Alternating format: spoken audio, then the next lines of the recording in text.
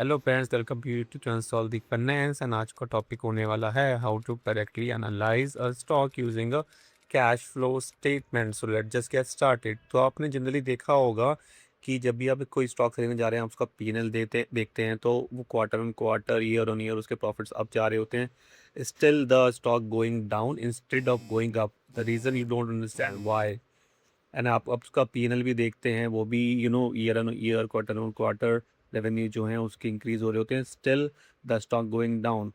The reason behind, one of the reason we can say the accrual accounting, where we have, they record revenue and expense on the accrual basis, means whenever this is accrued, they record and show the profit, but actual profit जो है हमारा bank में आया ही नहीं आया, mean sales जो उन्हें की है वो एक्चुअली रियलाइज हुई नहीं हुई है, वो हमें प्रॉफिट एंड लॉस से पता नहीं चलता है। तो उसके लिए हमारे पास एक बहुत ही अच्छा टूल और फाइनेंशियल स्टेटमेंट का पार्ट है जिसे कहते हैं कैश फ्लो स्टेटमेंट, जो तो वो हम एनालाइज करेंगे।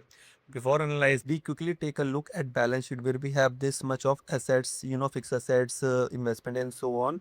बट एक्चुअल सिनेरियो में जब भी कंपनी में कुछ गलत चीज़ें चल रही होती हैं, उसमें असेट्स तो आपको दिखती हैं लेकिन उसकी एक्चुअल वैल्यू उतनी है कि नहीं जितनी बैलेंस शीट में है। वो आप जब कंपनी सेल आउट होने वाली होती है या जो स्कैम हो जाता है तो उसके बाद पता चलती है। तो sometime balance sheet also does not show you the correct picture. That's why we have to use the cash flow statement, जो कि हमारा एक्चुअल बैंक स्टेटमेंट से मैच होता है, and that would be giving the correct picture कि company का पैसा कहाँ पे आ रहा है और कहाँ पे जा रहा है, so that we can analyse. Now this is the sample extract of the cash flow statement of a company. So हम यहाँ पे क्या करेंगे, प्रॉफिट से लेके हमारा कैश का जो इन बिटवीन का फ्लो है हम जानेंगे, और हम स्टार्ट करेंगे जो भी हमने लॉस या गेन दिखाया अपने प्रॉफिट एंड लॉस पर। For this example we have 1000 crore loss. तो उसके अंदर हम जो भी अपनी non cash assets, non cash items को माइनस करेंगे या प्लस करेंगे, उसके बाद हमें मिलेगा आपका operating loss before working capital changes, जो है depreciation, share based payment, finance cost, interest cost. ये नॉन कैश आइटम है, और कुछ कैटेगरीज ऐसी हैं फाइनेंस कॉस्ट को हम अलग दिखाते हैं, तो इससे हम माइनस कर देंगे या प्लस कर देंगे, राइट। तो इस केस में हमारे पास आया 340 करोड़, जो कि है आउटफ्लो। उसके बाद हम इसमें changes in working capital add करेंगे, जैसे ही डिक्रीज और increase in trade receivable and so on. उससे पता चलेगा कि हमारे पास कितना रिलाइजेशन हो रहा है ट्रेड रिसीवर से, और हम कितना पे कर रहे हैं, लाइबिलिटीज कितनी पे कर रहे हैं। तो इससे हमारा पता चल जाता है नेट। तो नेट माइनस या प्लस करने के बाद हमें पता चलता है कि कंपनी जो है ऑपरेटिंग एक्टिविटीज से भी 255 करोड़ को जो है आउटफ्लो हो रहा है इंस्टेड ऑफ इनफ्लो। तो company is in minus as of now.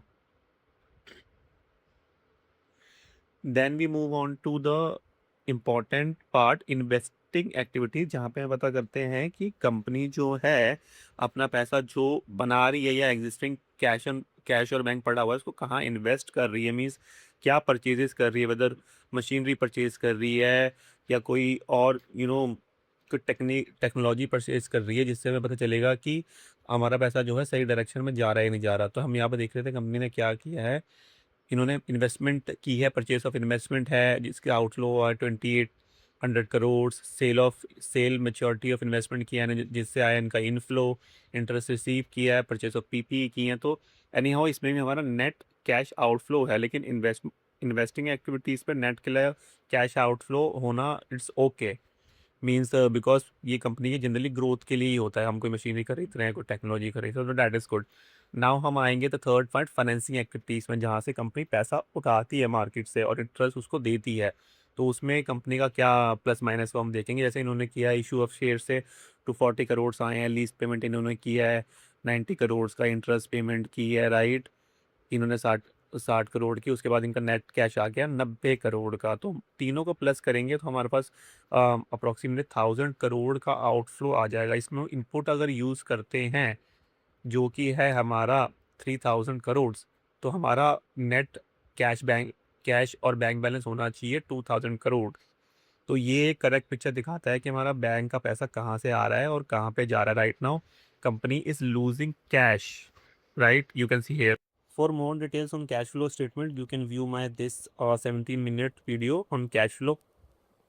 And again, before buying any stock, you should consider the economic condition of the country, the war situation, and the government decision on that stock.